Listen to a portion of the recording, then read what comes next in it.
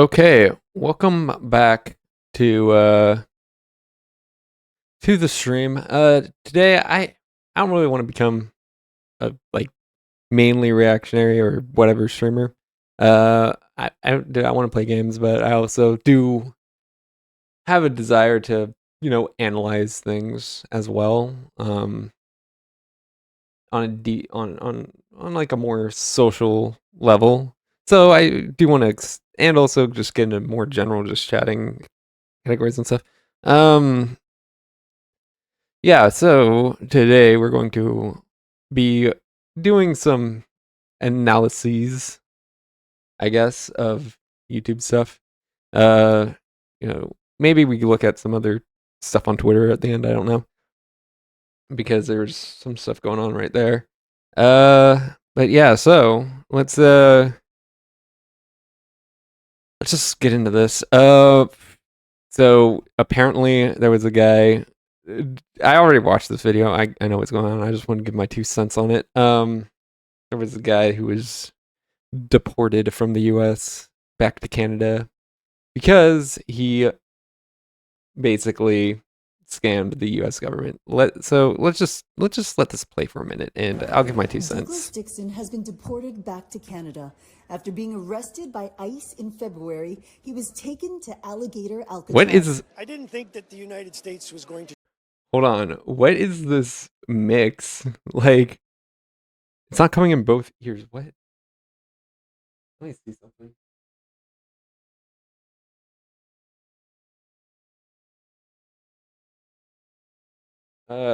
And on the thing, it's not coming in both sides. This is weirdly produced. Treat people inhumanely. They do not care about the human condition in those detention centers. Yeah, because you're here illegally. But let me see what.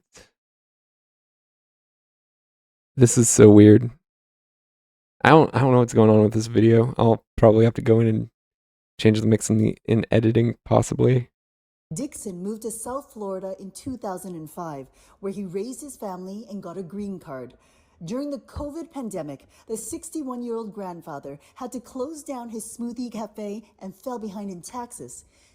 Just like every other business did. You're not special. There's really nothing I could add to this right now. The U.S. government $30,000 and Okay. pleaded no contest to tax evasion and started paying it back. But So you, as a non-citizen, I assume, who spent years here, built a family in America, and never once, I assume, decided to become a permanent citizen, like a genuine citizen. Am I understanding that correctly? If not, I mean, correct me if I'm wrong, but I imagine that's what's going on here. Still owed $12,000.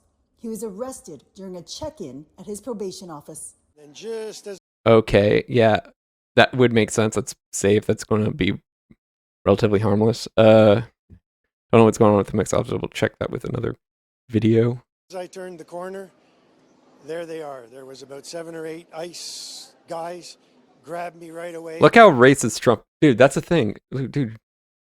Trump's orange privilege is so bad. He's deporting white people now too. Like, dude, I'm not saying I like Trump particularly, but this isn't something about race. It's about getting people who want to abuse the American way of life out. Threw me up against the wall. He says detainees were allowed to shower every 3 days and got 1 hour of yard time every 4 days.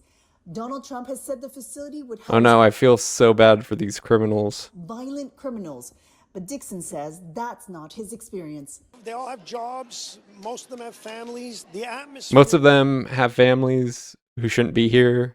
Most of these people who shouldn't be here regardless of race, they have families here, guys. We got to get the sympathy. It's like, I don't care. Now, if you're a child who was brought here illegally, yes, you should get the opportunity to stay here legally. You turn 18, 6 months afterwards or whatever, you go to like the U.S. immigration office within 6 months of graduating high school, whatever, or 6 months from being 18, whatever the case may be, and you're like, okay, listen, I was brought here as a child illegally. I didn't choose to come here. I didn't break any law. I mean, yeah, I didn't break any laws myself, more so to speak. But I love the country. I want to be a citizen. I didn't come. I came here without my consent, essentially. Uh, let me become a citizen. I think that's a fair enough point. But if you're an adult who comes here knowingly abusing American values, you need to go. That's just how it is. You need to go. You're not supposed to be here in and use our system like this. Like, dude, it's ridiculous. Anyways, In there is one of despair. After 9 days at Alligator Alcatraz, Dixon was transferred to another detention center. Under American law, defrauding the government of more than $10,000 is an aggravated felony.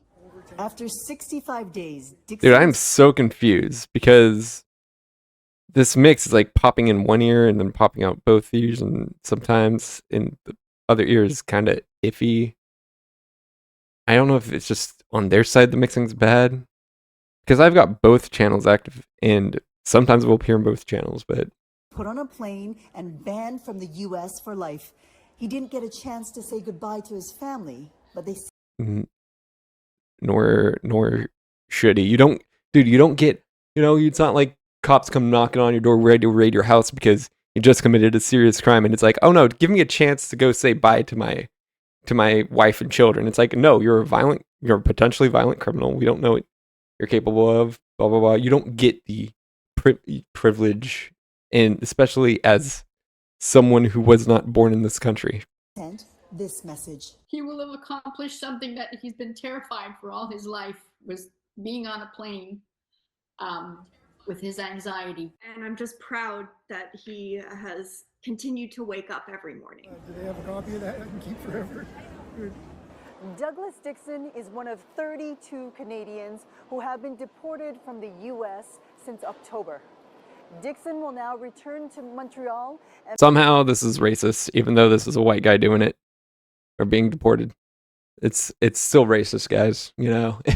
It's like, dude, don't come to the U.S.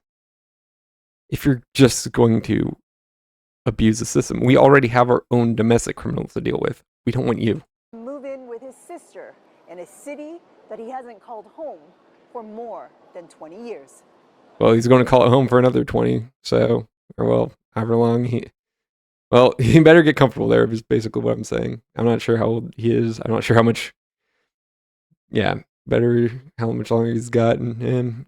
Listen, I'm not saying I want him, want any harm to come to him. It's just, dude, you come to the U.S.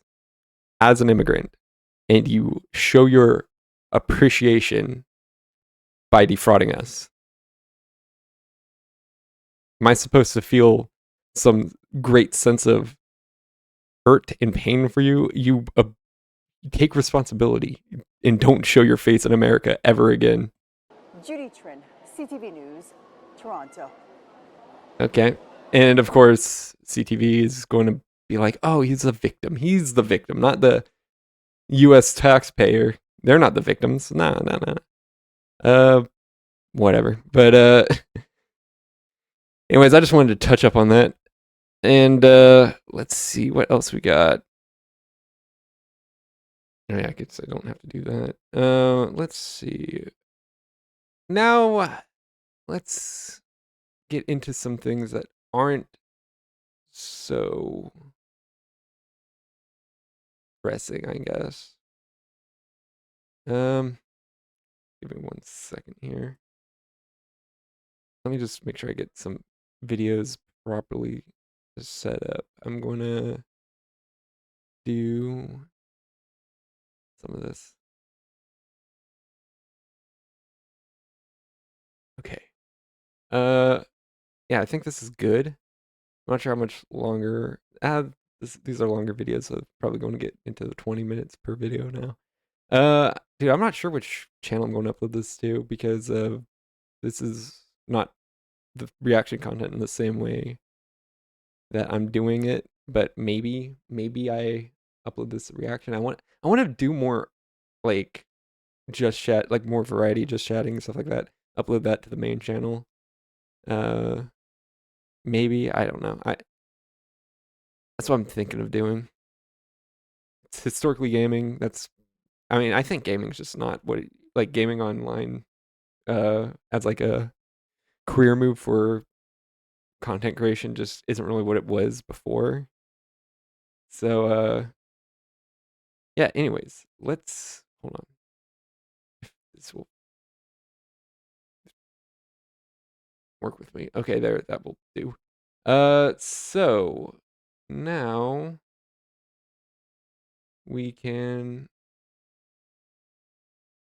go back into this window capture. And DoorDash girl indicted. This is going to be great. I mean, I've heard of this. This video, I think, I think this is the right video.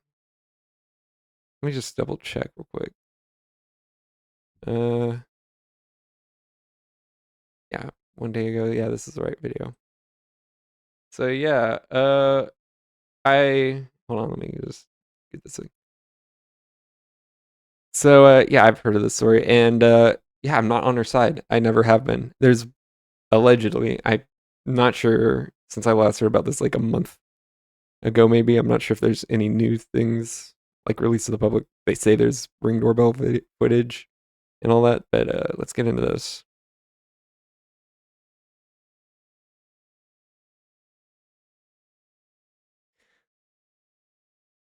Hold on. You're the victim. By the way, this is Legal Mindset, so go check out his stuff. But you're the victim. My understanding, and this isn't even coming from a particularly political aspect of it. I've watched the channel Atozy. I think I'm gonna do one of his videos later in the stream. But my understanding is you're not the victim. You entered a man's house willingly. The door was maybe ajar a tiny bit, and he was passed out. Even if his door was open enough for you to just peer in and see him accidentally, which my understanding is that was not the case.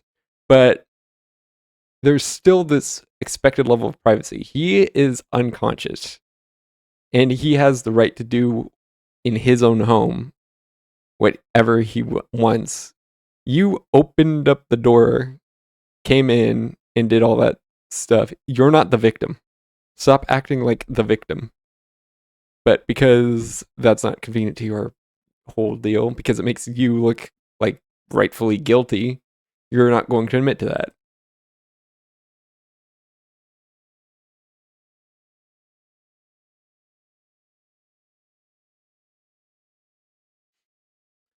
Also, why are you having DoorDash as a job? DoorDash pays like literally nothing for, like, it pays what, like $5 maybe per ride. How do you have that? You can't sustain that, especially since you're driving and have to pay for gas, or electricity. Because here's the thing about electric vehicles: they require the electric bill. But oh, this thing's muted. I forgot to unmute. Let's start over. Hey guys, I just lost my job. The police are doing nothing. This is a man's world. No, it's not. I'm the victim. No, you're not. Remember, I'm the I forgot. victim. Sorry, my bad. You are right. Olivia Henderson, aka DoorDash Girl, is absolutely finished after her criminal indictment has come down, and now she's going to have some major legal consequences. We're going to talk about that today on The Legal Mindset. We teach you to be Rightfully so. She entered a guy's home uninvited. That is trespassing. She filmed a man in a compromising position, especially.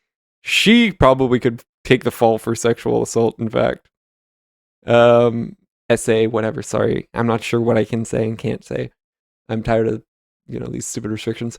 But you're not entitled. You can't just go up, record someone, and then get away with it. Own judge. I'm Andrew Esquire, American attorney. This is a Fast Facts video, the quick and dirty version of the latest let's hear it. legal news. So for those that may have missed it, this is our defendant here today, Olivia Henderson. She is the DoorDash girl, and she became quite famous when she entered she essentially pushed open the door. In the original video, she opens the door. Yeah, if she where is this like if you're posting your crimes, you're self-reporting, what's the deal with that? On a house that she was delivering DoorDash to, and she saw a man inside that was half naked. Now he was passed out from alcohol consumption, as the facts will later go.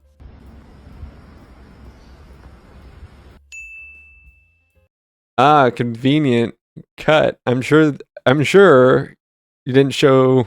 I want to assume he didn't show the full video of her opening the door, because that's just not up anymore. That's fucked up. Yeah, it's fucked up that he's in his own house doing something in his own privacy, knocked out in his own house, while you sit there recording him right outside it, sure, but recording him anyways. This is also, again, technically in this case, or at least from this point of view, she isn't trespassing, right? But that still doesn't give her the right to record in the privacy of his own home. You're not, just because technically it's not trespassing to walk up to someone's door, given certain, expected conditions, because it's expected that people walk up to your door at the very least, and then walk out and things like that. Now, going up to someone's window and stuff, that's a little more uneasy, but it's like,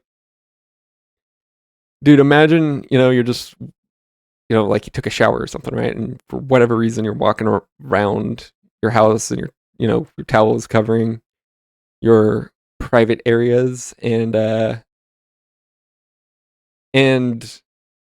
you walk towards your front door, it's all glass, blah, blah, blah, whatever.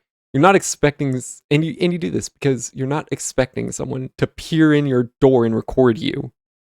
Even though you may not be able to get them on trespassing, because it is kind of expected that they, at the very least, can go up to your front door and have the opportunity to do that much without it being trespassing, unless there's like some sort of gate or fence blocking the front door. That still doesn't give them the right to just pull out a phone and record you in the privacy of your own home, especially if the door was closed, which, from my understanding, it more or less was in this case, and she opened it. Also, that screenshot that had the door a lot less open than this video, so I'm going with that. But indeed, Olivia claimed, hey, this man SA'd me, right? Sure. This guy was out here SAing me, and therefore the police need to come. Everybody needs to pay me. I need to be, I'm the victim here. I'm the victim for recording someone in a compromising state. I'm the victim for it. I'm the victim! No, you're not. You did not. And this is another thing, like the dilution of meaning. Like SA, because this is probably going to go up on YouTube, SA is a very strong accusation, right? So the idea, so this is very serious accusation, right? You are imagining someone in a very specific situation with this, right? And in fact, she might be on the hook for it, not the guy.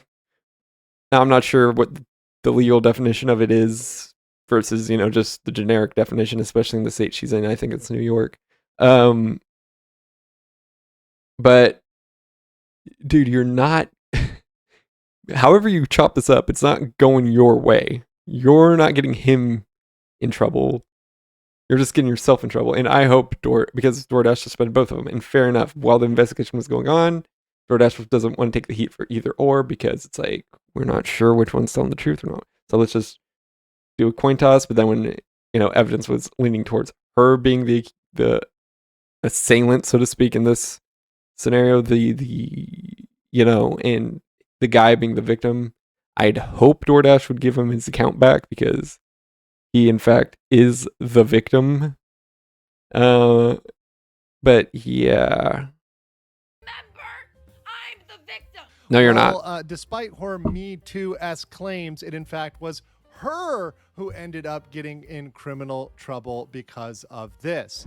So Miss Henderson here, Olivia Henderson, was arrested after recording and posting images of the man on TikTok. Right. So she took those images. Which I assume she pre-censored that because I'm sure TikTok doesn't want nudity on their thing. Took those videos, platform. posted on TikTok. It got all around, right? People were able to see the man, see his house. Yep. In the original video, his house number was visible. So you had all of that visible, exposing his location, his person, you know, him while he's passed out unconscious. I'm going to keep telling my story. Like this. Your story is a lie. This is also the problem I have with, it's my reality. It's like, no, it's not your reality. It's objective reality. You're just living in a bubble of this delusional sense of reality. You don't have your own personal reality. You have the matter of fact, objective aspects of a universal reality. It's your story or whatever, sure, but it's not your reality. But even then, her story is also completely false. The only justice I'm getting is exposing this man and having posted that video and it has gone viral. Like, now he can live with shame and embarrassment if people have seen He's not going to live... Sure, he's going to live with shame and embarrassment, but not in the way you think he is. it and knows who he is. Or hope he is, even. Or where he... You know what I'm saying? So she was arrested on that last year, and it's been quite a while, but she was finally indicted by a grand jury that's just citizens that are drafted out to do the indictment instead of the district attorney. There's kind of there's two different methods of bringing an indictment. I wonder what the circumstances are for relying on a grand jury rather than, like the DA or something to indict someone on criminal charges. I'd imagine there'd have to be something, like, because this is kind of my issue. Like, I understand, because I looked up the logic, I understand the logic of, being judged by your fellow peers and it being a check on government overreach and all that stuff. But at the end of the day, citizens aren't lawyers. Citizens, the average citizen isn't a lawyer, doesn't know law. So their reliance, so our reliance on, Joe Schmo, the car mechanic or whatever, who has like an IQ. I'm not going to make fun of IQs, but, isn't exactly the most educated man, especially in law. And you're just like, okay, Joe, you're a lawyer now, or you're making a law decision now. Now, of course, it's not as simple as that. Like, I know, like, the judge who is a trained lawyer can, interject on the case, and if the jury's making bad judgments and stuff like that, the judge, as a judge, can make a judgment himself and be like, nah, jury, you got it wrong. We gotta rearrange some stuff here. But that's, to my understanding, and that's kind of a check on itself, which I guess balances out the whole jury thing. But even still, I don't know. I think if you had like a group of people who actually understood the law better, it would work better, more efficiently or something. Felonies, one of unlawful surveillance and another of distribution of the unlawful surveillance image. And that's absolutely huge news, and that's absolutely something that was breaking right now. But one thing that very few people are talking about, we're going to talk about today on The Legal Mindset, is the massive civil liability she now clearly has under New York state law. Let's get right into it. Oh, she has civil liability on top of that? Is that like, I mean, because obviously you could be criminally charged and still walk away with something like a fine or something. They're not necessarily police, but but I assume when he says civil liability, this means strictly lawsuit. So let's look at the indictment and the charges that kind of rolled down. So here you see the file. Yeah, she's what, like 23, 24? From the New York State, Olivia Henderson. That's a really young age to mess up your life. year But 2002. sure. You see the indictment, the incident was on October 12th, 2025. The arrest was in November by Oswego City Police. Her defense attorney, she's going with the public defender's office. She does not have anything. I assume that's because her or her dad, I think. Yeah, because I think she walked out with her dad in one video. I assume they don't have that much money. But a public defender at this point. And obviously the assistant district Wait. attorney, Let me just double check that. but a public defender at this point. Defender's office. She does not have anything but a public defender at this point. Okay. And I thought he might have been inciting that or insinuating rather that she didn't have like the money or something, which is my assumption, because if you're going with a public defender, you can't really, you don't really have the money to blow on private defense, which is probably going to be a little more successful in getting you some sort of verdict that's beneficial towards you. The assistant district attorney is on the other side of that with her next appearance there in May. So all of that's coming up. She's got this indictment, which means, hey, a grand jury felt there was enough evidence to proceed on this, to bring her to trial. And what that also means to So is the grand jury actually given like the sufficient evidence? Like the cops allegedly have the Ring doorbell footage of her opening the door very intentionally. Do they get that evidence to be like, oh yeah, she clearly did something? Or is it just like, they say there's this evidence, so we think there might be enough evidence, and therefore we'll indict her, and just leave it up to her trial jury to see the evidence for themselves? is not only is this going to go forward with felonies, but also there's because honestly, to me, it doesn't. It's kind of like I can see it both ways, because if the grand jury sees the matter of fact evidence, it's like, then yeah, why not convict her, right? But at the same time, like just with seeing the evidence, but at the same time, I could see like, well, she has to defend herself. Like she has to give reason to her rationality there in front of the jury, and that's not what a grand jury's job seems to be. Again, I'm not a lawyer, so I wouldn't know that, but from what this professional lawyer is indicating, it seems to be that a grand jury is just there to say, hey, there's evidence, let's proceed with charges. And so if they see the evidence, that would obviously be a much more confident, let's go ahead with the charges. Whereas if they just hear about, oh, there might be evidence, I don't know how to explain it more thoroughly, I guess. But like the logic is, if they see the evidence firsthand, then why not just convict her, kind of thing? Like, why not just have the trial in front of the grand jury at that point? But if the grand jury's only hearing about the evidence and is like, okay, we trust you, police department, we'll indict her, and then she'll have to face a jury that actually, of her peers, that actually sees the evidence. I guess the grand jury is also her peers, but you know what I mean.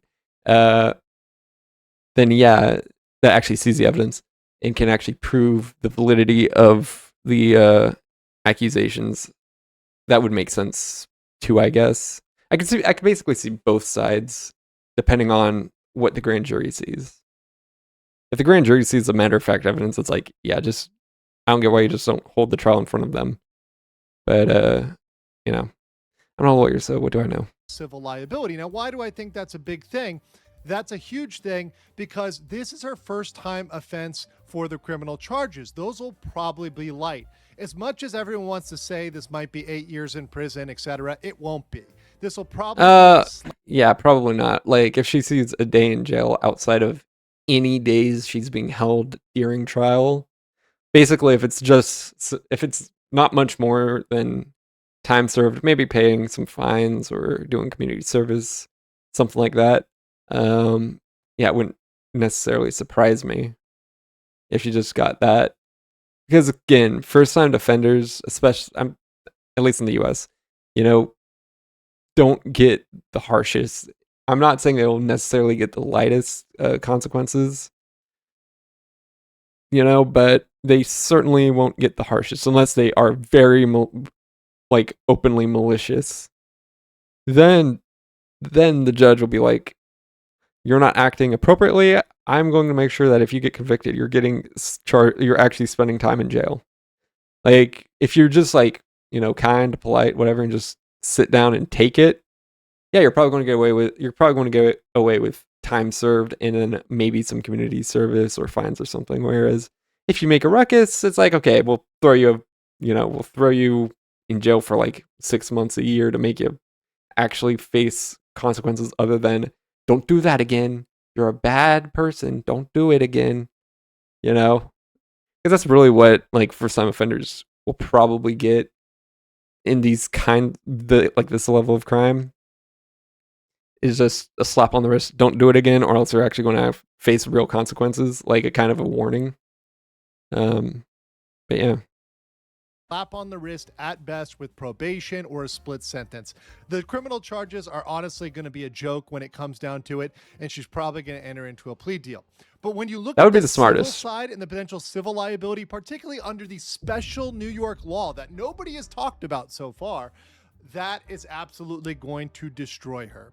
So, turning over to... I wonder what, because I think the bar only is state specific. Like, there are, like, I believe there are federal lawyers that technically are certified by the bar to be federally, you know, certified. But the bar, to my understanding, is like, you take the California bar, you take the Florida bar, you take the, you know, Wisconsin bar, Idaho, whatever bar, and it's only applicable to that state. So you're like, you get your law degree in California, you decide to move to Vegas for whatever reason, or Phoenix, or on the other side of the country in, you know, North Carolina, then you have to basically retake the bar for that state so you can become certified in that state, and probably lose your certification in the other state, maybe, I don't know.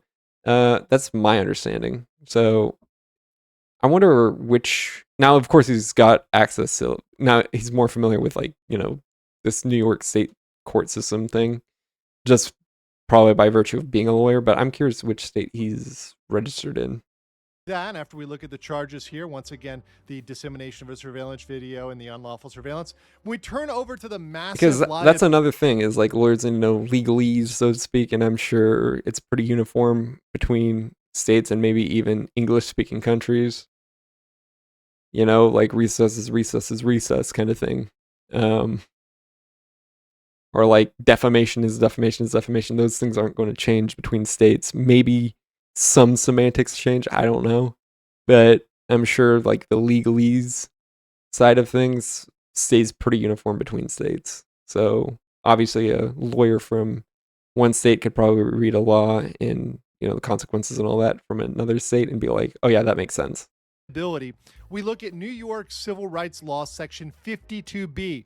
This is for allowing a private right of action for non-consensual dissemination of intimate images, otherwise known as, people know it as revenge porn.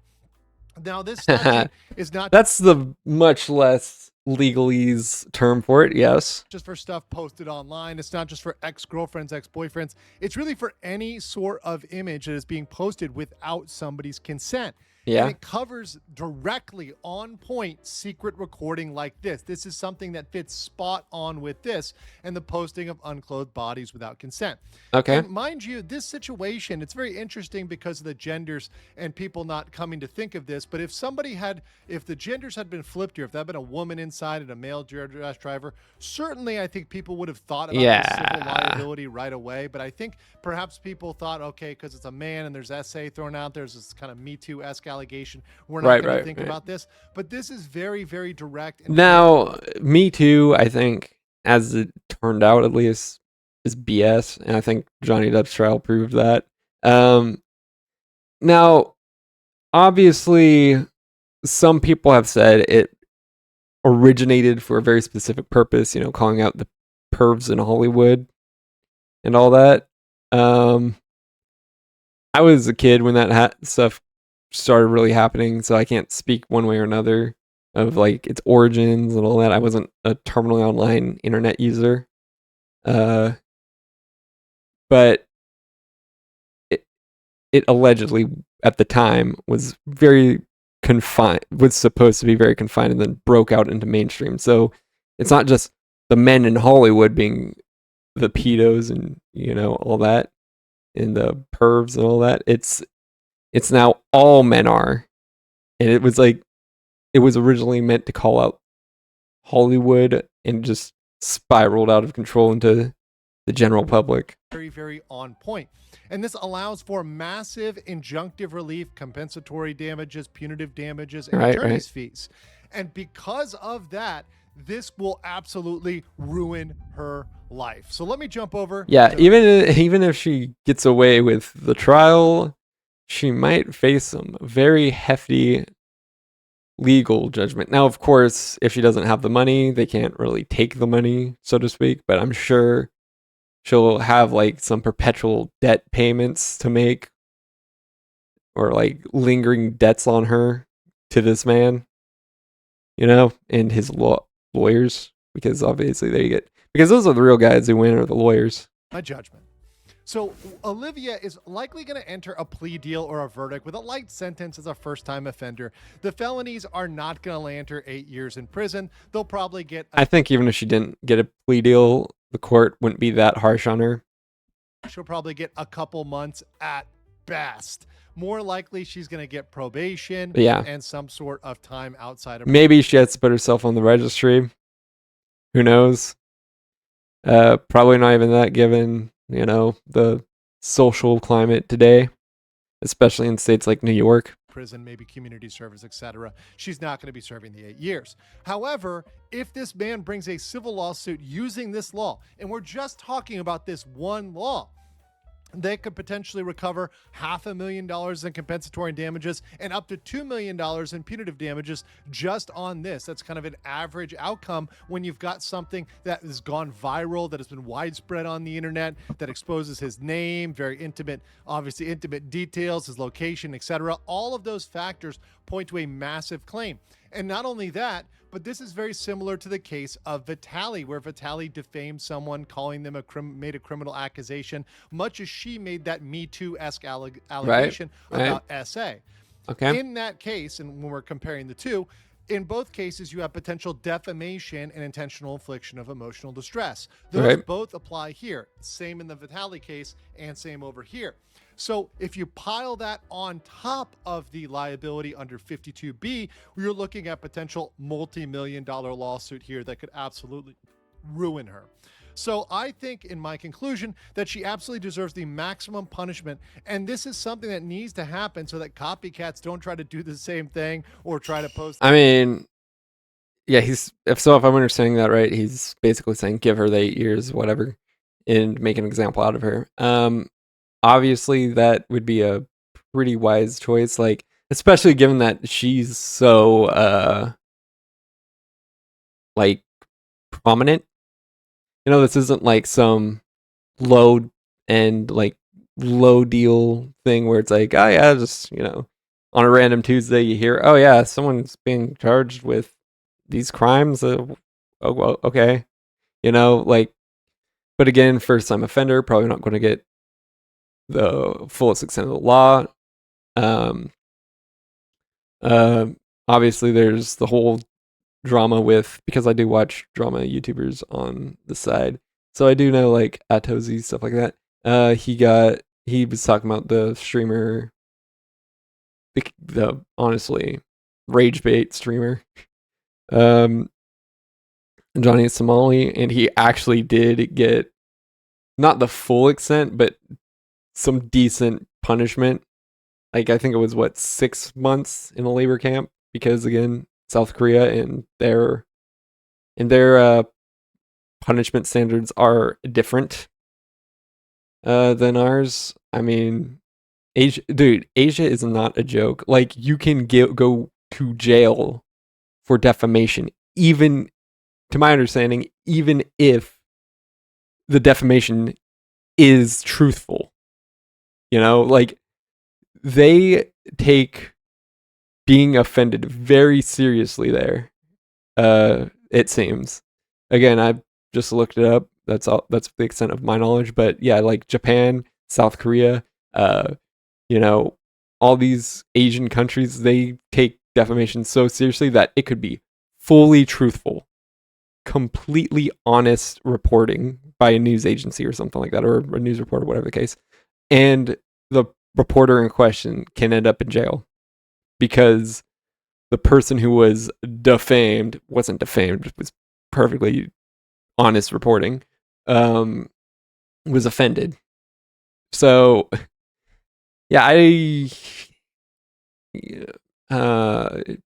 as much as I like certain Asian countries like Japan, I think there are some legal quirks that they've got that wouldn't make me want to move there.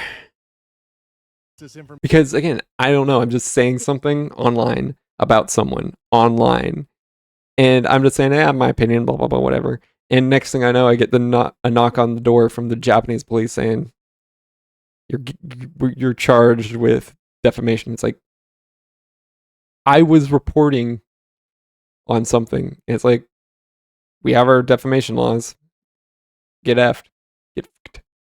Information online, I think, should be absolutely discouraged. But I want to know what you guys think in the comments below, and I will catch you on the next one. Make sure you guys have got. Yeah, I think she's probably getting what she deserves. All indications suggest. Well, obviously, you can't record someone naked without their consent. That's just, and that's an obvious thing she did. Like, that's a matter of fact thing she did. So she's obviously getting punished, rightfully so.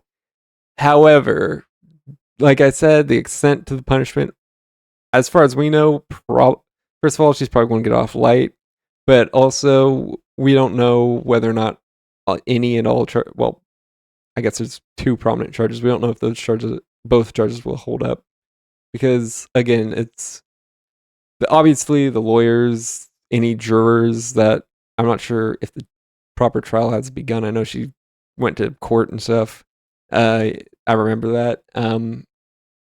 So maybe some jurors already have knowledge on whether or not she actually did open the door, or if it was just ajar. Maybe she opened it a little more to get a better peek in, which again should still be illegal because again, privacy, all that. Which I guess that's the thing. Like, even if, like, it's one thing to walk up onto a door, see someone, and then and then go away. Also, she talking about being traumatized. It's like, first of all, he didn't intentionally do anything. He didn't even do anything sexual. He was just there, right? And he didn't intentionally show anyone anything. So, like, dude, if you're a full-grown woman and get traumatized from seeing a dude's meat, then I assume you're just a forever celibate. You know, like, you can't handle seeing someone's thing. I don't know how. I mean, I don't know who would want to date this woman, but I don't know how you would date in that scenario, because it's like, that's just a part of human life. And again, he didn't like show her anything in any extreme way. You know, it was just him laying there unconscious, and she came up on him. And the video shows her just being like, weird. Like, she clearly wasn't running away screaming in terror. So the whole idea of her being traumatized or anything like that kind of falls apart in that case. Anyways, we got actually. Your cabbage plushies. Does he have anything else to say? Still available now. Oh, this is just his shill. Yeah. Okay, I guess go check out his link. As well. Anyways, let us go back to full screen. That way we can change out videos. Okay, and this might actually be a decently short video or stream. Because I don't think we got much more. I've got at least, and this is probably going to extend it a little bit. I got at least one Atozy video. I'm not sure if I'm going to do more, but let's see. There we go. Let's go to window capture.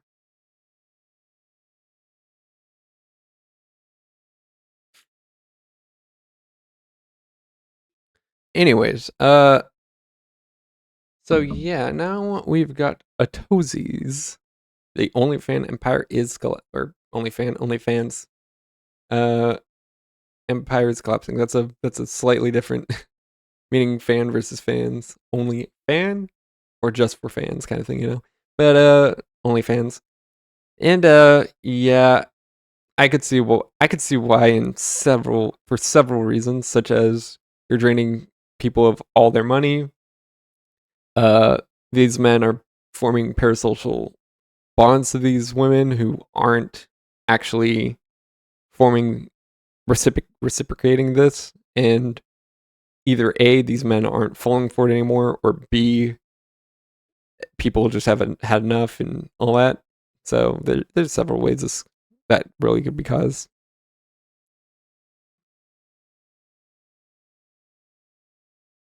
To me, I'd just like be like, well, I can't get away with it on YouTube, so just OF.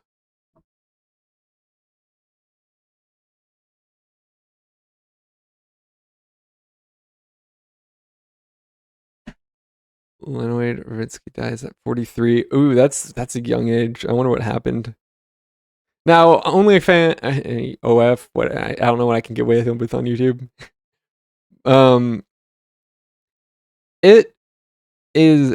It's not necessarily a sexual site, or it's not explicitly like that. It's like Twitter or in with the sexual content, or with or Patreon with the fact that you can pay for things, right? It's kind of like you can do it, but you don't have to do it. It's it's not it's not it's not the hub, basically. It's not like a must pay version of the hub.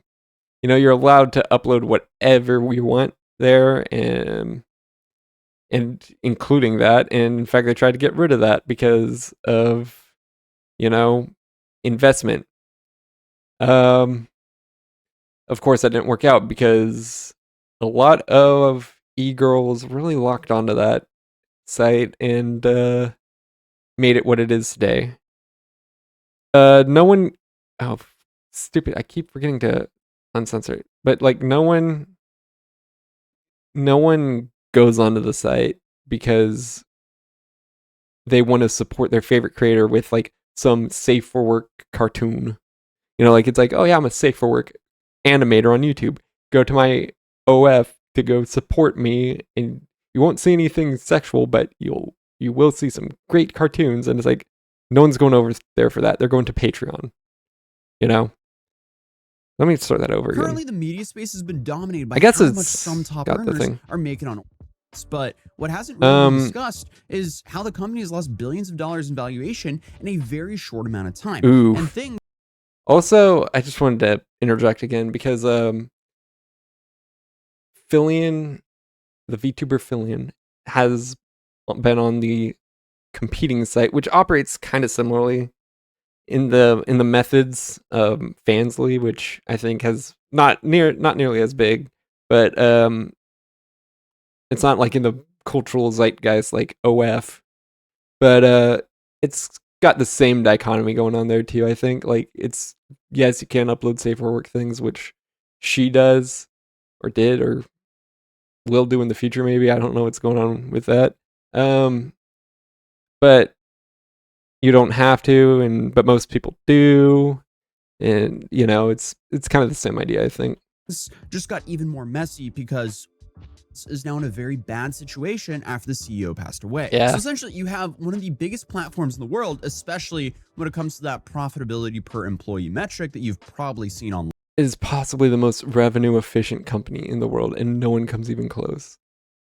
Yeah, because here's the thing, like it's all about valuation versus actual income, because Nvidia Apple, Meta, I think even Alphabet, even a lot of these companies really are valued at like trillions of dollars and even make hundreds of billions of dollars in actual gross revenue, but their profit margins are slim, if even existent, right? So yeah, per employee, it's like if it's 100, if company is making $100 with 100 employees, that's $1 per employee, right? But like it seems like, so what I'm trying to say is that if you streamline it, you knock it down to 50 employees, it's $2 per employee, whatever, right? And what I'm getting at is these companies are probably way overstaffed. That's why it's like 3.6 million, 3.3 million, blah, blah, blah per employee, despite having insane amounts of revenue. Where even if OF is only making, let's say, a quarter of the overall revenue, if they have 1% the employees of all these other companies, they're still making a ton of money per employee. Line, and they just lost the one person running it, and almost nobody knew who he really was, and that he. So, and that's the thing. Is there like a backup plan? Like, are there investor owners? Like, is there like a clear succession plan going on here? Then, I don't know. But I was not expecting it to be the owner dies. I wasn't expecting that to be the OnlyFans collapse. I was expecting, these men actually started to, become rational, or these women just weren't making the same money or something like that because of competitions, something like that. But by the sound of it, it's that the owner has involuntarily retired. Let's put it like that. Existed. So the dude never gave interviews. There's really no real footage of him online. And one of the only pictures of him online was the one from his LinkedIn that had no ties to the platform whatsoever. So that's a little bit interesting. But for years, you're sure it's the right guy then, because people share names. So if there's no LinkedIn trace, like if the profile in question doesn't have a like the LinkedIn profile doesn't have like a proper OF, OnlyFans, whatever, I'm not sure what I should be saying. If it doesn't have a proper like tie to that, or even is it like certain that's the right guy? Because if it doesn't say, OnlyFans CEO, whatever, or have it like connected, or like even sure that's the right guy. He was quietly making billions running one of the most controversial platforms on the internet. But then in just the last month, he passed away and left the entire business in limbo. So, I mean, to catch everyone up to speed here, OF was created in 2016 by a guy named Tim Stokely. He was the youngest kid in a family from Essex, England. And he spent years trying to launch it's an English company, business after internet business, and had a whole lot of failures. And the guy burned through a whole bunch of his own money and goodwill from friends and family, to put it lightly. But his dad, Guy, real name by the way, he watched multiple projects go essentially nowhere, and Guy is in fact a real name. Funded more than a few of them. So when Tim came back with yet another idea, he went, okay, here's 10 for asking him for a loan of £10,000. That is honestly not too bad. I mean, it's not great. You're not making $1 million instantly, but it's not bad. £1,000, and that's the last one I'm funding. Little did he know, though, that money became the seed funds. And the original structure was simple. Creators set a monthly price, subscribers paid it, and the platform keeps 20%. And I guess interesting. It's actually an interesting thing, because there's a lot more money to potentially be made. I assume there is a fixed revenue split there. Like, it's like, okay, you get to set your own price, for still charging you like 30, 40, whatever percent. Twitch doesn't even allow you to do that. Man, it would be interesting if Twitch allowed like independent price setting. Creator walks away with 80%. Tim's original pitch wasn't necessarily focused on adult content, but the idea 20% split. That's not actually too bad, considering the standard is like 30%. for the platform, and Twitch is 50. Idea had been open to anyone who could build a paying audience, including adult creators, since 2017. And from the start, it was a family operation in the early days, with Tim's brother, Tom, running the operations, and their father, Guy, handling the finances. Guy, I guess, was just their guy and father. Right. And that one group, Yeah. they figured out the model faster than anyone else. And that showed up in some serious numbers, because in 2018, the platform was getting traction, but running headfirst into some structural problems. The payment processors that made it possible to, actually collect the money from the subscribers weren't a big fan of the adult side of their business. And obviously... Now, here's the thing. Because people buy things. People need to buy things. People need to be able to use their credit cards and all this. This is the same thing going on with Japan and manga, because I think even relatively safe for work ones are getting shut down because payment processors like Visa and MasterCard don't like them. My opinion is, unless there is a traceable money laundering scheme, you should be free to spend your money. I don't care what you're spending your money on. If it's legal, if what you're viewing is illegal to view, it's not, CP or something like that. That's one of the most extreme entertainment internet things I could think of. It's like not explicit murder, things like that. And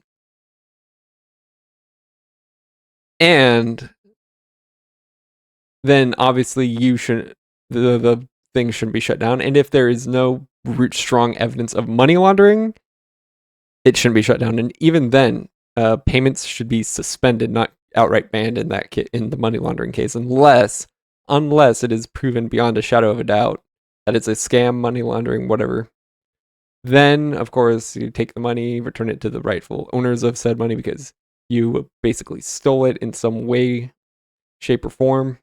But yeah, I don't think it is the responsibility of, or it should be the obligation, or whatever the case may be, for a payment processor to be like, well, I don't like what you're doing, so I'm just going to not provide the service to you. I'm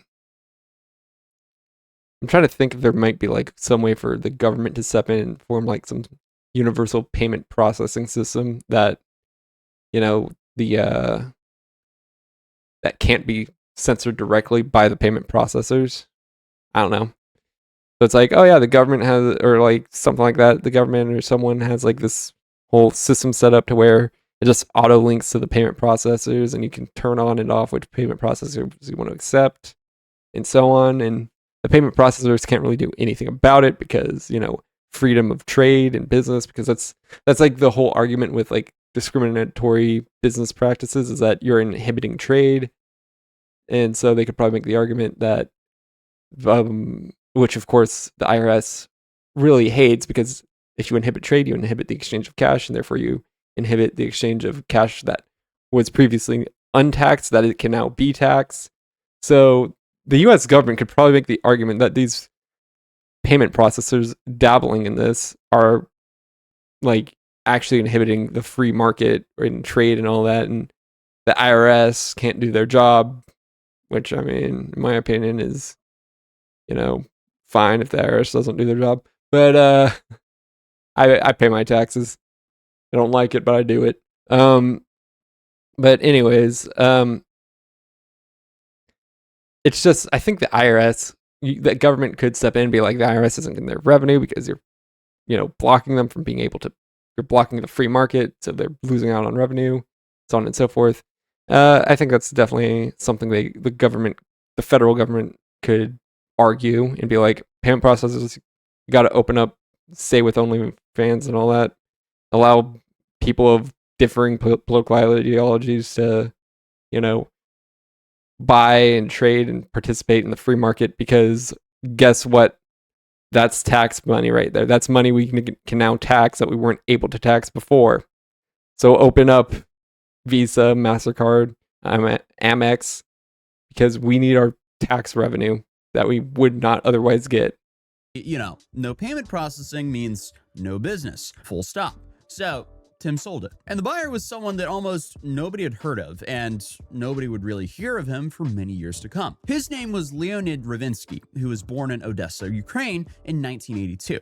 His family relocated to Chicago while he was still a kid, and he studied economics at Northwestern University. Got it. Graduated in 2002. And from that point forward, he essentially built an entire career at, scaling internet companies while keeping his name almost completely out of circulation. And even after he became the owner of one of the most talked about platforms on the planet, a single photo of him made the rounds, the same one over and over, which was attached to a LinkedIn profile that described him as the president at Leo.com, and completely left OF out of the picture. So essentially what we know about this I'm guy, sure, like, if you're just some random investor, you don't really want your name attached to the company. And maybe they just do Leo.com. Leo.com is like some holding company, some like shell company, whatever the case. And right there on the Leo.com website, it's like our companies or our brands or whatever the case may be. And OnlyFans is there, and they're able to be like, okay, connect the dots. He lived in a $19 million waterfront property in Miami, but he gave 0 interviews.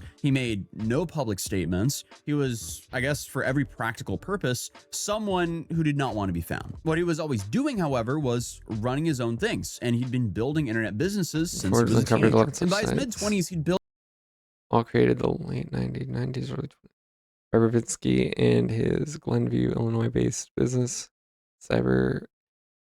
Okay. Built and operated more than 10 websites, developing a deep understanding in, I guess, the mechanics of adult content or entertainment, and how that whole payment structure works, and how he can get that to work without getting banned. And since he understood how this industry worked, when he was presented with the chance to buy, he did so in 2018 for $30 million. And it's safe to say that was a phenomenal investment for him, because in 2019, the platform processed around $300 million in total payments and cleared around $7 million in profit. Then a year later, that gross payment volume hit $2.2 billion. Then by 2021, it was approaching $5 billion. And I feel like 2020, 21, something around there. Maybe 2022, I don't know, is when I really started hearing about the site. And I feel like when everyone really started hearing about the site. These numbers were being announced, but the company files with the UK as required. But Leonid had no interest in turning any of these numbers into some massive press release like many other entrepreneurs would. But then came that moment that probably told you... So, hold on. Let me just double check this. But Leonid's numbers were being announced. Then by 2021, it was approaching... I just want to make sure, because I think I might have $5 billion. And none of these numbers were being announced, but the company files with the UK as required. But Leonid had no interest in turning any of these numbers into some massive press release like many other entrepreneurs would. But then... So clearly, it seems like these numbers were made public, right? I'm going to let him finish. He might say that, oh yeah, the company decided to find outside investment and therefore had to make the numbers public regardless. But in the US, if you're not a publicly traded company, you have no obligation to tell the public your numbers. Like, you cannot look up a private company's financial status or financial status struggles, whatever the case may be, unless they actually decide to come out with those numbers. Now, a public company has to disclose, yeah, we're making this much or whatever because of the public nature of their investments. Maybe some venture capital related companies might have to do that too. I don't know. But by the sounds of it so far, it seems like if you're a UK-based company, you have to announce your numbers.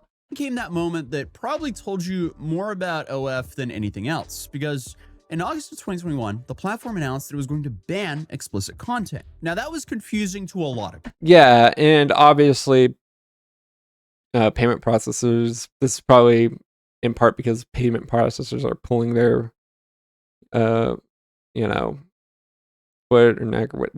I can't remember the saying off the top of my head, or whatever, it's not coming to me. But, yeah, they're,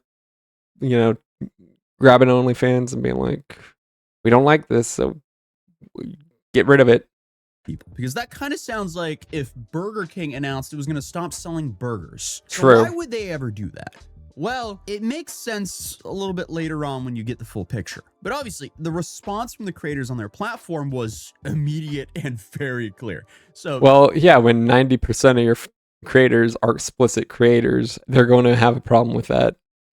Now, of course, like the more moderate creators that may do some like trap, like thirst trap, whatever stuff, maybe not so much, because that might not be explicit enough to fall under that kind of scenario. Kind of like how Twitch allows women to wear, crop tops and bikinis and stuff, but not show areas. Again, I'm not sure what I can get away with on this stuff. But certain areas. So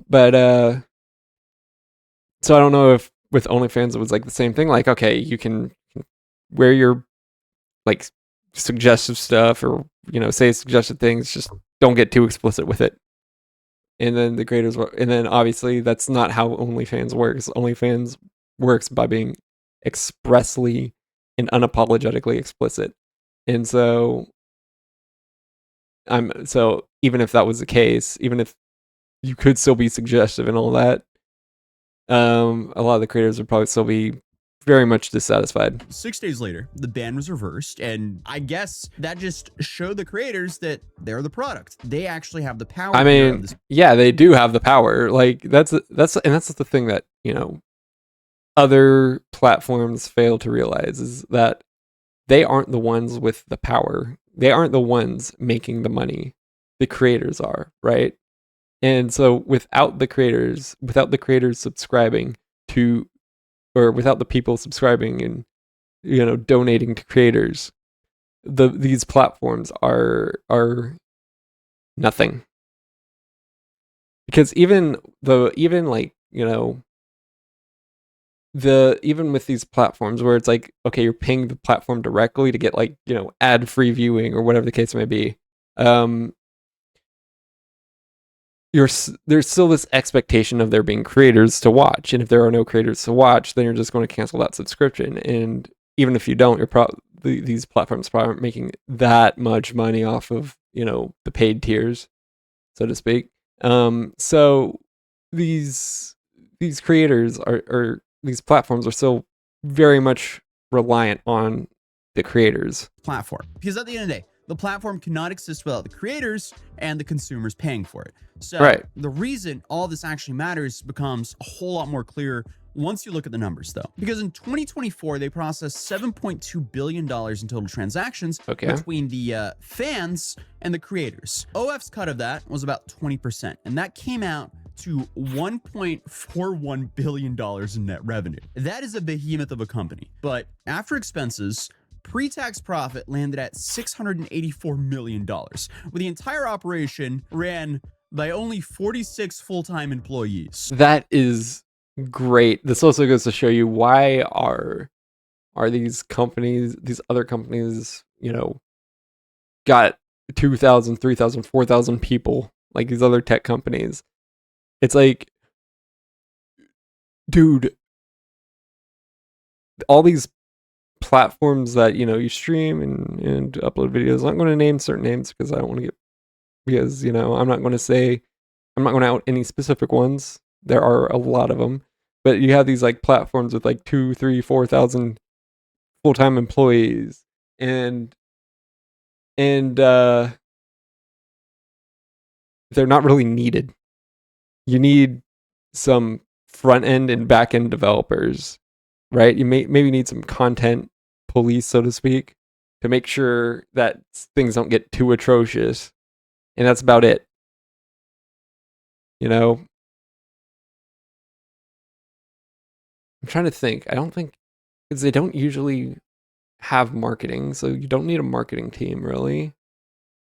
I mean, some of them do marketing, like some social media platforms, for example. Like I've seen Facebook ads, stuff like that. So depending on, but usually like for example, YouTube. I'm not here to make accusations against YouTube, but YouTube doesn't need a marketing team because YouTube markets itself. This isn't like Facebook versus Twitter versus whatever other obscure social media platform trying to get their name out there, and they're all vying to be the social media platform. It's like, no, YouTube is already the internet video platform. Twitch is already the streaming platform. YouTube obviously competes. There's also Kick. Sure, but Twitch is the platform you think of when you think of streaming. So like Twitch doesn't need a marketing budget. And I've seen ads by, YouTube and even, but again, it's not a necessity. TikTok even doesn't need ads. It's already big. It's already in the public zeitgeist. And all it needs to do at this point is just convince you to use it. But and I guess you can make the argument that that's what but like when it's the only one doing it, like YouTube is like pretty much the only major like long form, uploading platform, because Twitch, is a strictly live streaming. YouTube obviously does live streaming. It does its own shorts thing to compete with TikTok. But YouTube, from a long form content aspect, point of view, whatever, it's the only one in the game. So it doesn't need to say, hey, come to YouTube because we're, long form. It's like, no, if I was going to upload a long form video, I'd already be doing it to YouTube. That is insane. And then Leonid's personal payouts track the platform's growth as you would pretty much expect, because in 2021, he collected around $284 million. In 2022, he collected $338 million.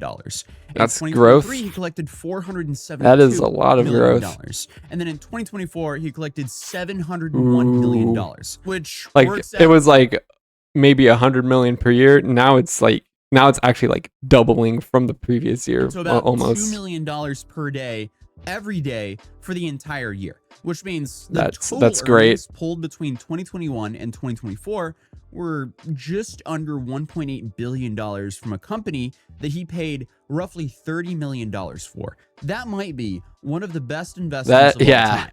But at the same time, the distribution between the creators is wildly uneven because, you have this whole notion where a bunch of people... Obviously, already successful, e-girls from mainly Twitch are going to already have a predisposed audience that will follow them over there, especially if their whole brand is, being like some simp queen. But, yeah, so...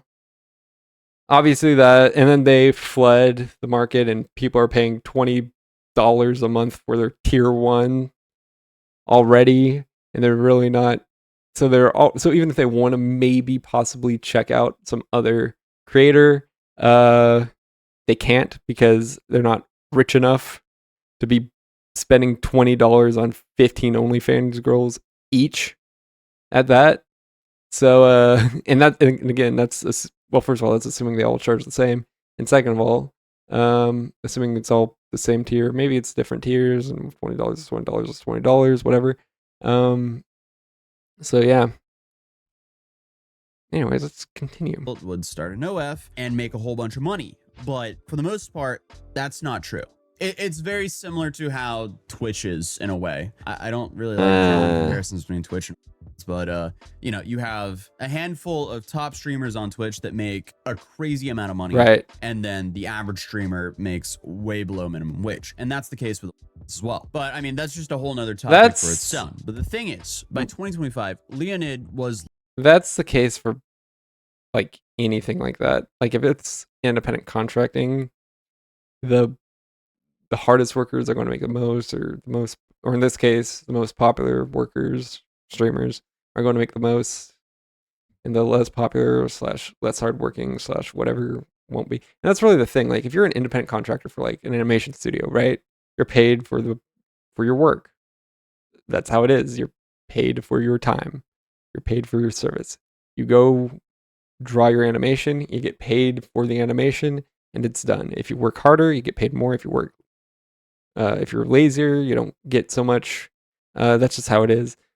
Whereas with, entertainment-based professions, it's just based off your popularity. It's based off how many, which is it's a trade-off, because hard work in a fixed industry like animation, like graphic design, like web building, that is going to guarantee you revenue, right? Whereas hard work in entertainment, it's like people are paying for your popularity.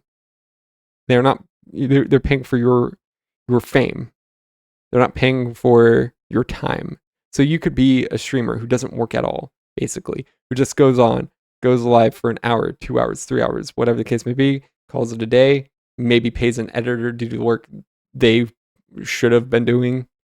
But hey, people love it for some reason. So even though you're basically doing the bare minimum as a streamer, you're raking in the cash.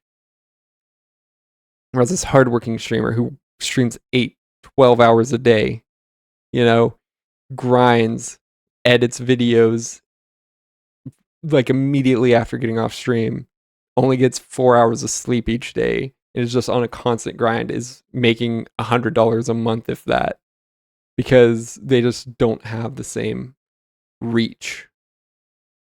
And again, like, obviously, and here's the thing, I'm not saying, diversifying your workforce is a bad thing. If you are a big streamer, you probably should have editors. Streaming is a daily thing, daily work, and editing those streams for, internet content or for YouTube videos or something like that is a daily grind. And you are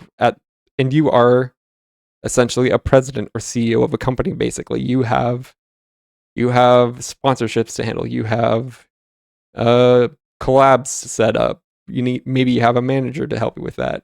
I don't know, but point is, there's a lot of different things that go into a large into a large channel.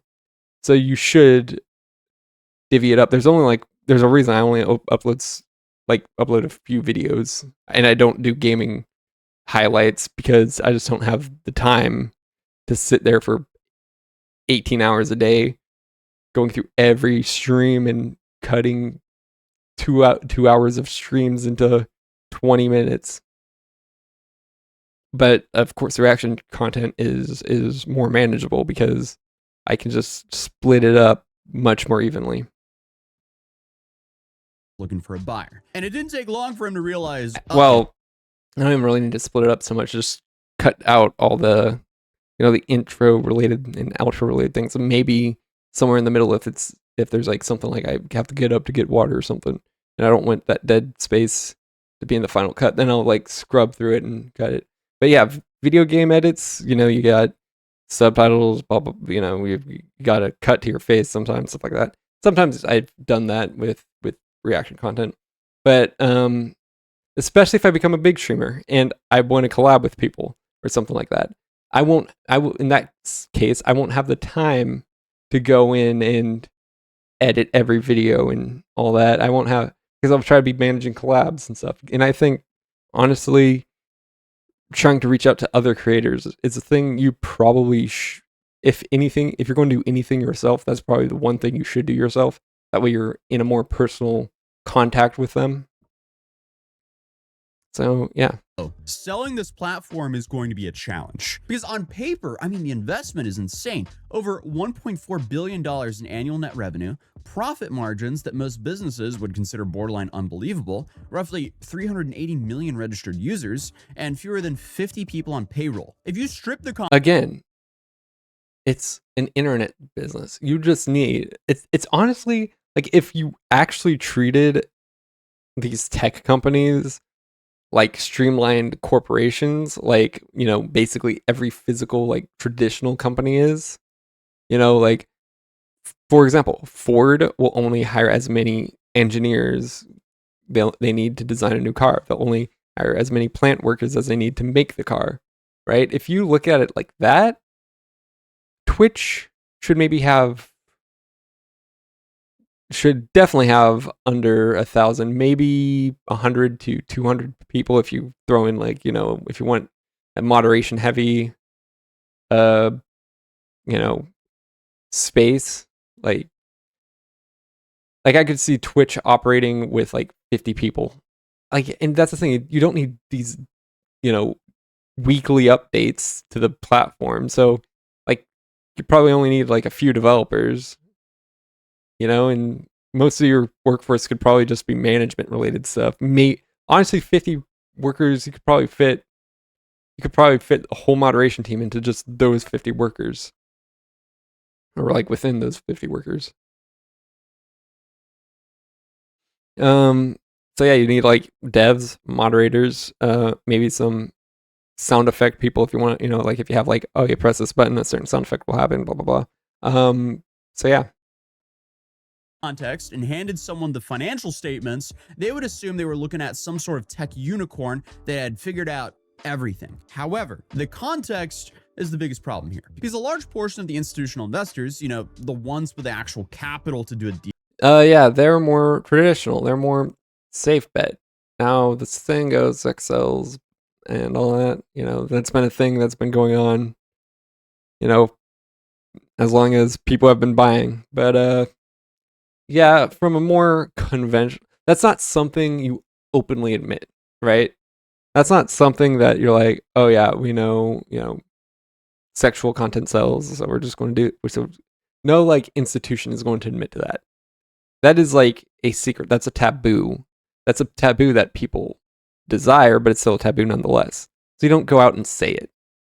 Deal at this scale, they operate under something called vice clauses, which are restrictions embedded in their agreements with their own backers that prevent them from putting money into certain categories. Because often, exactly, these firms don't. Because that's the thing. Like vices are very popular, right? Drinking, smoking, adult content. These are all very popular vices, and these are just natural human vices. People want to feel these, people want to feel happy when they're depressed, so they drink, or people have a natural level of lust, so they watch, or read or listen to or whatever adult oriented content.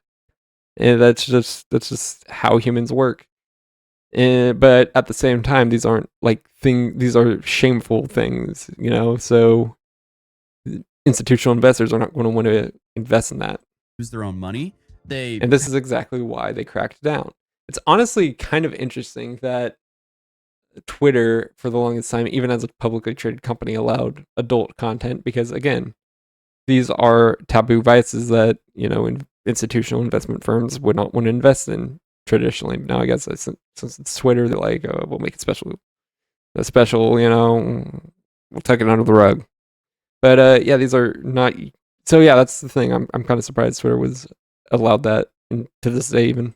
Have liquidity providers or people who invest money into them, and they operate as a hedge fund, and then they deploy other people's money with the end goal of, beating the S&P 500. I was going to say maybe it's that, people, have it's individual users who are uploading it, so we're allowed to distance ourselves. But even then, like, OnlyFans wasn't able to do that. Maybe they ultimately were, or something, I don't know. But they were definitely worried about not being able to get away with adult content with institutional investors. In an annual return. And a lot of people just don't want their funds to go into, investing in these vice businesses, which considers adult content, tobacco, gambling, and weapons.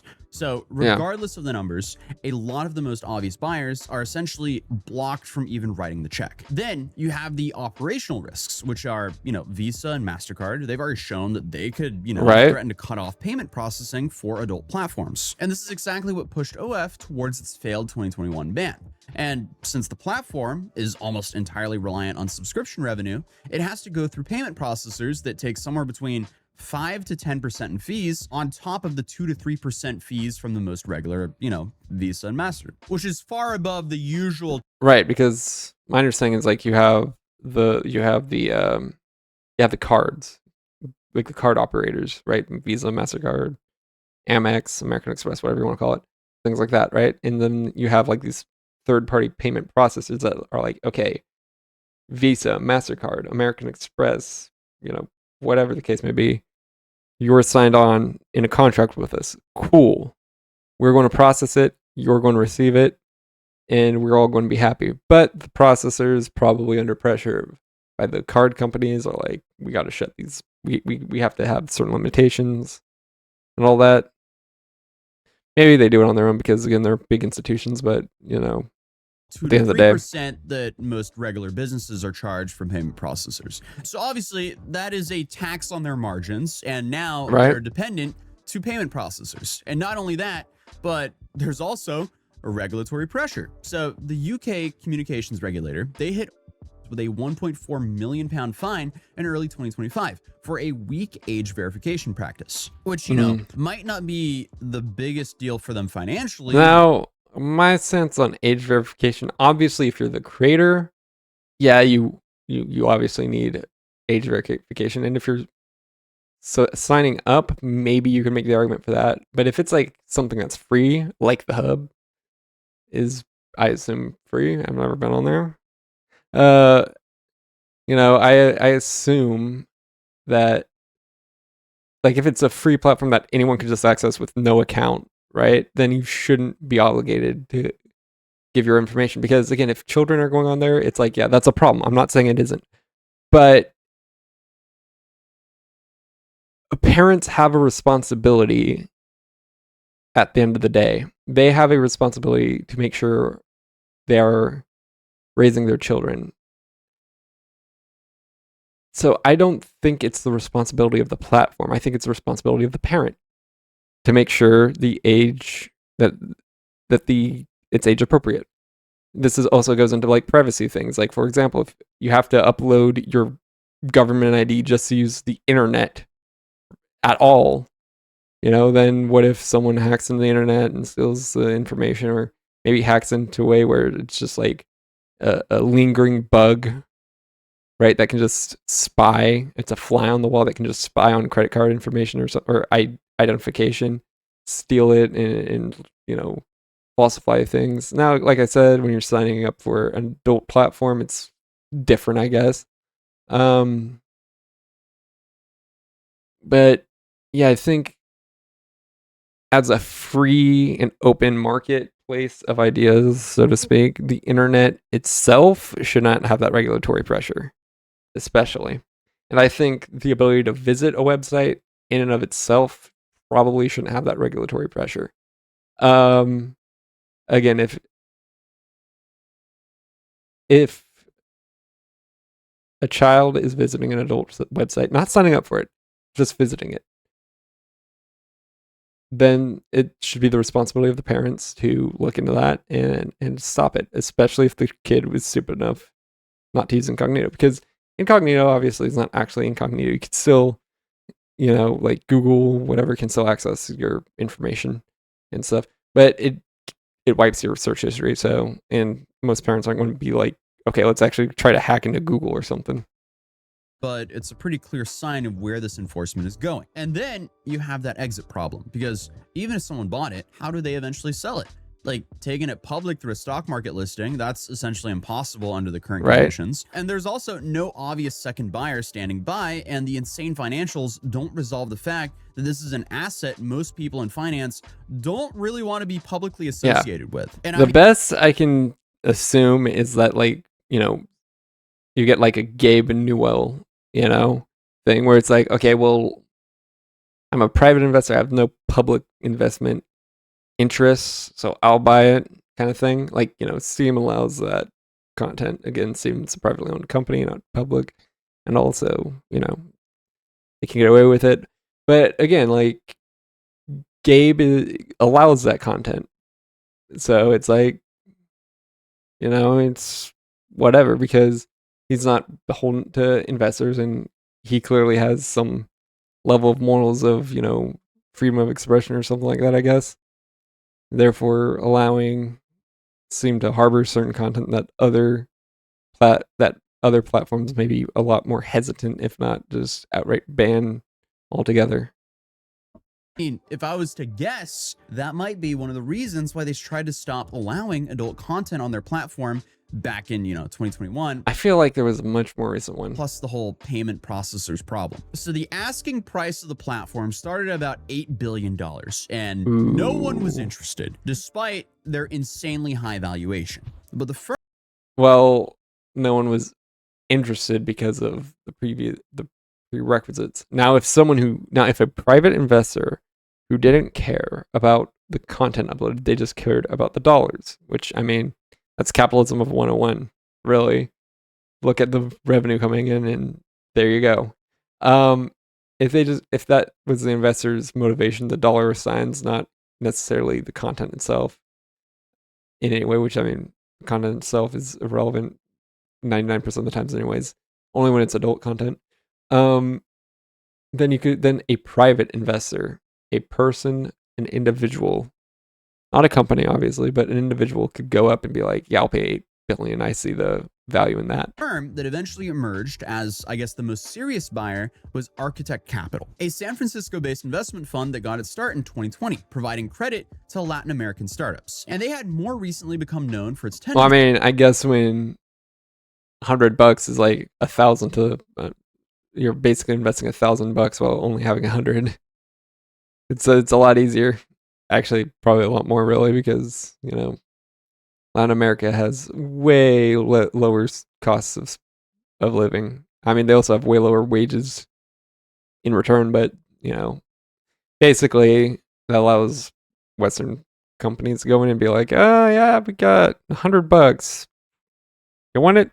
And they're like, sure. And then they make like $100 million, and they're like, ooh, that was a great investment. Towards complicated situations, because its founder, James Sagan, was one of the larger investors in Juul, a vaping and nicotine product that you guys are probably familiar with at this point. Yep. And honestly, that's just a whole nother video, because never done nicotine products of any kind, but I'm familiar with it. That's interesting, because I guess it's not tobacco. Like, I guess the institutions could have made the argument, well, it's not tobacco, it's a chemical mixture that is completely under control. Turns out that control means a lot more of the bad chemicals, but at least they could make the argument, well, we control the chemicals, so therefore, and that allows institutional investors to invest in them where they otherwise wouldn't. Juul completely took over the world like right before the pandemic, and it definitely did extremely well during the pandemic. And then it seems like it kind of got like banned, at least most of their flavors got banned. And then suddenly you had like Geek Bars and all these other like off-brand versions of Juul, which arguably are worse, that kind of took over everything. But yeah, long story, but essentially Juul had its products pulled by the shelf. My understanding is Juul's like a one-use thing. Hold on.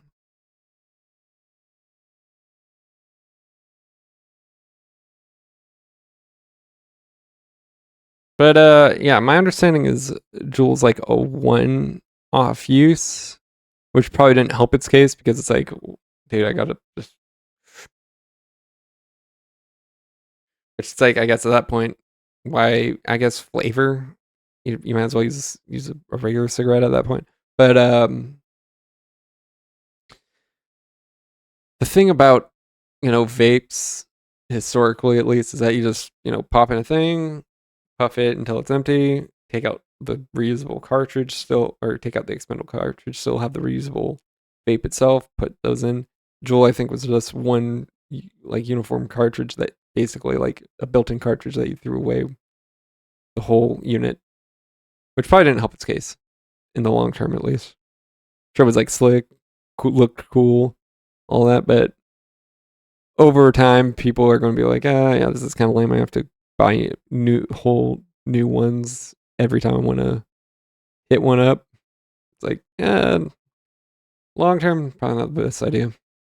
Else by the FDA, and they later settled more than $1 billion in lawsuits over allegations that it was being marketed towards teenagers. So I mean, it's safe to say that Architect's brand, I feel like a lot of teenagers were buying or were using them. Has some tolerance for I feel like it. Risky and I have no evidence.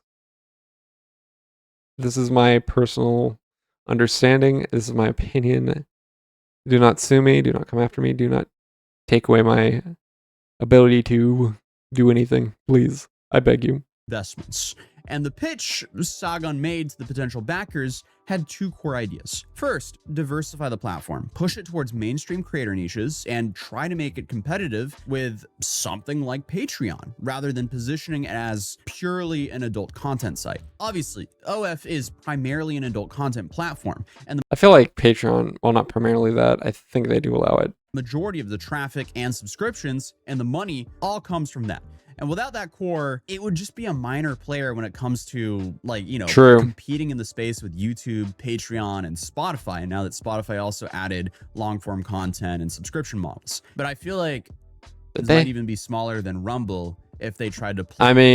I mean, they I know Spotify has podcasts. I think they were definitely, like, a couple years ago testing out doing video podcasts for just because obviously, like, Joe Rogan has a video podcast with him, you know, that's like an exclusive deal. But I think even like with like the independent podcasters through, like, you know, platforms like DistroKid, I think they did start rolling that out, like, limited. And also Rumble, yeah, that's a small platform that doesn't stand a chance against YouTube. Play in the might even be smaller than Rumble if they tried to play in the non-adult space. Yeah. Also, fun fact. And Rumble is small. It's at least with, you know, compared to Twitch, YouTube, stuff like that. And also, it doesn't help that Rumble, regardless of what they try to say, has a stigma of being a right-wing platform. Because obviously, when your platform is, and this doesn't even mean necessarily picking sides. If your platform is a predominantly left-wing or predominantly right-wing platform, and people have that impression of it, they will not go over to that platform. You know, it's especially if they're like, even moderates won't go to that platform because they don't want to hear these explicitly right-wing talking points or these or explicitly left-wing talking points, even if they do agree with some of them at least. They don't want to just hear that a bunch and a bunch and a bunch. They want to hear a multitude of things. You know, they want to be like, oh yeah, we like this guy, we like that guy. I want to turn off my brain and just watch this gaming content creator. You know, but I think the problem is, like, 90% of Rumble is political speak and right-wing political speak at that, and it's just this bubble, this insular bubble that, like, very politically charged people have. And politically charged, it's like 80-20 rule. You know, it's the 20% you're really narrowing down with just 20%. Now, don't get me wrong, 20% it's going to be loyal because they don't like the other places because they feel like it's too left-wing or whatever, but yeah, it's not really the best marketing strategy. Since I'm mentioning Spotify, I was kind of forced to make a Spotify because some dude kept stealing my content and re-uploading it to Spotify. So if you want to enjoy my content on Spotify, you can do that as well. I'll leave a link down below. I might have to do that at some point. It's actually me and not the dude impersonating me. So if you want to leave a review there, that would also help me not get impersonated. But continuing the video, over the years, OF has genuinely been trying to build a safe for work community on the platform, including chefs, athletes, musicians, comedians, and fitness coaches. And they also launched their own safe for work streaming service called OFTV back in 2021. Okay. And they've actively been trying to pursue other partnerships since, but I don't really think any of it really took off. Though that is, again, still such a tiny portion of what actually is. Then you have, you know, the real competitors here, YouTube, Spotify, and Patreon, which are all much bigger. 18 plus content. And I don't see and not only are they much bigger, they're much bigger in the safe for work perspective. They're very much bigger in the safe for work aspect. And that's really why OnlyFans couldn't do this. A world where OF is actually able to compete with any of these platforms in the safer work space because, you know, the stigma that comes with the name. It's just like, yeah. I don't know. I just can't see most creators being very best case scenario. Because OnlyFans TV, it still has the OnlyFans label to it. It still has that stigma to it. But even if they had, like, some brand, like, you know, Facebook has Instagram. It doesn't have Facebook Reels or whatever. It doesn't have Facebook, you know, 1:1 aspect ratio photos or whatever. I don't think I've ever seen any photo uploaded to Instagram that wasn't that. You know, it has Instagram. It's not because it's not trying to be Facebook. It's not trying to rely on the stigmas and popularities and all that of Facebook.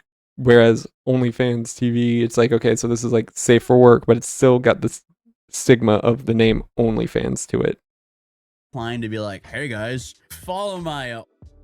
If it was called like Digital Creators TV or whatever, then sure, maybe they might be able to get a pretty decent following there. Especially if they were one of the more lenient moderation platforms. But the bottom line is they didn't do that, so it's not going to work. Unless they're paid like a massive bag. Yeah, it just doesn't make sense to me. But that problem will be something the new owner will have to inherit. And another step that they might need to do is acquire a banking license. Because even if they acquire OF, what happens if the payment processors shut them off? That would be really bad. It would be. A potential solution for that would be if the platform could become its own financial institution. I mean, in theory, it could. That would definitely be a massive uphill battle for them, though. But that would at least help them reduce the 5 to 10% fee burden. Currently, the valuation on the table is $3.5 billion, with Architect taking 60% of the equity in the deal. So in just a few years, this has essentially lost $4.5 billion in valuation. Over half. No one wants to buy it. And the Wall Street Journal had originally reported a total deal value, including debt, at $5.5 billion, compared to an earlier $8 billion valuation just 1 year before, with slower growth and tougher sale process dragging the number down. And this number was apparently dragged down due to slower. So there's clearly more to it than just people don't want it. It is that the actual business side is slowing down. Maybe they reached their critical point, so to speak, because that's the thing, like their point of criticality, whatever. Because here's the thing: if you're selling, lemonade, right, and there's 100 people who like lemonade, well, guess what? Once you reach 100 people who like lemonade buying your lemonade, you reach that point of criticality. Now throw in another competitor, and maybe that goes, your critical point goes down 20 people, or maybe even completely halved. Who knows? But the point is, competition obviously lowers your ability to maintain, growth, and eventually you might reach just a plateau where you can't grow anymore. Growth and just a tough sales, which public trade and investment firms don't like. They don't want to see that plateau, because plateauing means no more value, no more added value, which means why would I invest $10 billion into a $5 billion company that's already plateaued in growth because of competition reasons, because of just overall market saturation reasons, things like that. Because I won't make my money back, at least not quickly enough to justify it. Process. But Sagan's $500 million fund wasn't nearly large enough to cover a deal of this size on its own. So he spent months going door to door trying to assemble the capital. The only thing I could see is that you pay $8 billion for OnlyFans, making $3 billion, whatever. And honestly, that's not horrendous, because if they're making tens of millions of dollars per employee, like if their profit margin is, $2 billion, then over the course of, like, let's say a 30-year guarantee with interest, obviously, you're going to pay that back within, honestly, you could probably pay that back within 10 years, if not less. So it's still a great deal, even if you are technically overpaying. The only problem is you're overall losing money, because, again, well, I shouldn't say you're overall losing money, because, you keep the business even after you pay off the debt that accumulates, and all of a sudden the money in the bank, so to speak, goes up and up and up. But at the end of the day, you on paper are going to walk away with less money than you ever going to make back or whatever, because that deficit is always going to linger, and investors are going to see that deficit and be like, we're not buying this. So yeah, obviously you don't want to buy a company where you're not going to make your own profit. And the family offices turned out to be the most receptive audience, largely because they don't really face the same Through growth. restrictions that prevent more of the, mainstream funds from joining. And the deal was supposed to close by the end of March of this year. But then Leonid passed away. And everything just got way more complicated. Obviously, I don't want to sound disrespectful here, but terrible time. Just when everything seemed to align, he passed away. And this happened on March 20th, 2026 in Florida. And the platform made an announcement with a brief statement saying that he had passed away peacefully after a long battle with cancer. But his family... Being that young, relatively, that's actually kind of crazy if that's... Of course, I'm sure they want to make certain things maybe seamless, drastic as other things or something like that. But yeah, that's crazy. Asked for privacy and no details were shared. But what came out in the following days were how few people actually knew about how serious his condition was. And sources told the media that Leonid himself had driven the urgency behind the sale because of his health. Because the guy was apparently trying to get a deal closed specifically because he was concerned about leaving his family in a complicated situation without clear ownership. And as a part of that, in 2024, he transferred his stake of the company into a private trust, with his family being the expected beneficiaries. So obviously, if the deal with Architect Capital was already messy, it just got so much worse. Because the firm was still in the... because it's still a privately owned company by a single individual, so to speak. Or, well, family in this case. So the rest of the family could be like, yeah, we don't want to sell. You made this deal with a previous owner. We don't want to sell it. Maybe they're like, okay, we're going through with it just as planned. I'm sure that would not make it as messy. But the fact that it sounds like it got pretty messy leads me to believe that the family definitely has conflicting interests going on that the previous owner did not. Process of raising the equity it needed when Leonid passed. So it seems like the money simply just wasn't fully there. And suddenly now, investors who've been on the fence were dealing with a whole new layer of issues. Now you have estate laws, a different person now effectively in control of the asset, and deal terms would now have to be renegotiated with a trust rather than the original seller. So the timeline that was already extended... Now, I'm not sure how it would work if he didn't put it in a trust. Like, if it would still just de facto go to someone else or de facto close because there's no one left there running it, or like if it's just de facto inherited and therefore can remain open, or if it can't be, or if the law says, no, you have to actually explicitly state who inherits it.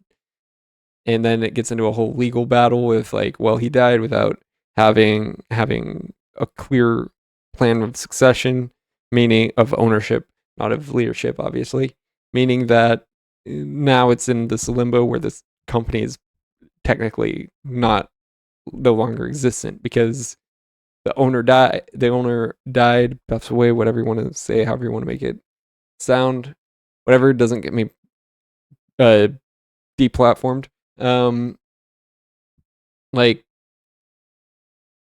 And there's no clear succession because that's the thing. Greetings from away. What are we talking about here? Yeah, we're just talking about OnlyFans. Vanguard's teen. Yeah, I'm going to take that as not having teen specifically because 18 plus and also this. But yeah, again, I don't know how well,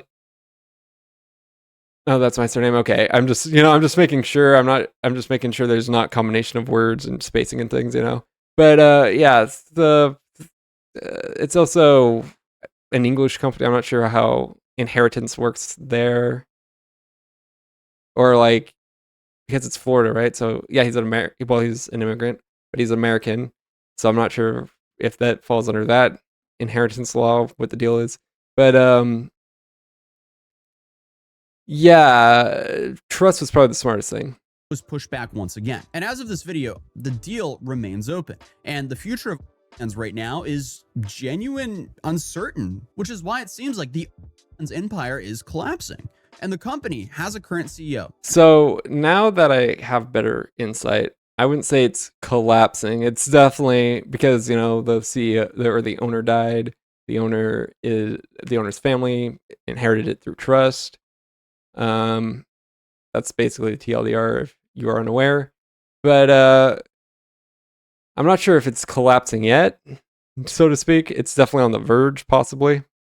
And depending on what the family wants to do with it, we'll see. His name is Kelly Blair, who has been running the day-to-day operations, but what's clear is there's a lot of money at stake, a lot of different interests, and a company that, despite everything working against it, keeps printing cash at a rate that makes it very hard to ignore. So, I mean, it's safe to say whatever happens next will probably not be any more bizarre than the story of this company. I mean, the company's story is how a $10,000 loan from a dad with way too much patience suddenly turned into a $7 billion a year. Way too much patience. And it's crazy how low the original owners sold this company for.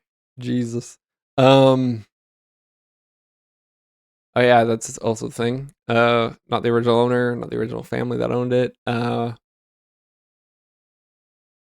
the original owner was a continuously failed entrepreneur and struck gold with this.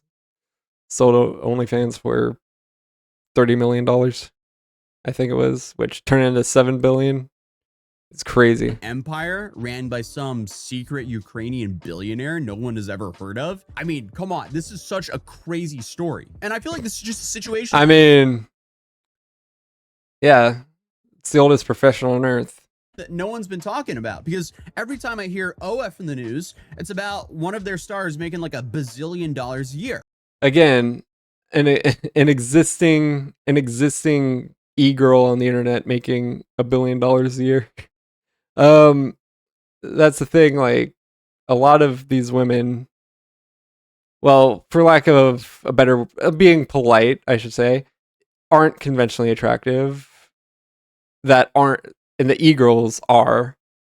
And people, and that's the thing, when you pay for, you know, this kind of thing, they want attractive women, and these e-girls are attractive and all that. So yeah, like, I mean, I think an attractive woman is going to make money on OnlyFans regardless. That's just how it is. That's just how the world spins. Now, of course, maybe not as much as like, what's one of the, why can't I think of her name? Amaranth. Yeah, probably not as much. That's maybe not as much as Amaranth, but like if you are a conventionally attractive woman, if you're a particularly attractive woman even, and you get your start on OnlyFans, you're probably going to make money.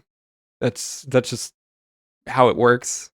But yeah, let's finish this up. Come here and talk about it for a bit. So hey, if you're new here, my name's Atozy, or A to Z, and we talk about the laughably stupid stuff and the bizarre things that happen here on the internet. He must have heard that somewhere, because I haven't heard that. If you're new here, feel free to subscribe, drop a like if you enjoyed the video, and I'll see you guys in the next one. Peace. Okay, so with that being said, way below minimum wage, and that. Let me transition over. But A to Z. Yeah. Yeah, I guess I get that pun. But I never even really thought of that. That's actually an interesting, well, I guess because it's Atozy, Atozy, so obviously. But so yeah. Now of course I'm not usually a drama whatever YouTube guy. I usually play games. But you know, I thought I'd get more, but I do want to get more involved with just chatting related stuff, not just this. But yeah, I guess that's where I'll call it off for today. So if you did enjoy and haven't already, please consider a follow. Check out my links in the description as well. And so yeah, let me check here, because I do want to get more into, well, actually we'll see where this is going. Let me have a look here, because let's see what's going on. I just want to check some stuff real quick. Yeah, I don't think I will. So till next time, I want to get play a game. I'm not sure which game, but tomorrow. And usually I only do one just chatting a week. I already did 2 this week, so I'm not sure if I'm going to do one next week. We'll see. But until next time, I will see you then. It's going to be tomorrow at whatever time. I'm not going to 2 on Pacific, 5 on the East Coast, and I know you said Norway, so I mean, you still have to do the calculations. But if you're even able to come next time. But till next time, I will see you then. Goodbye.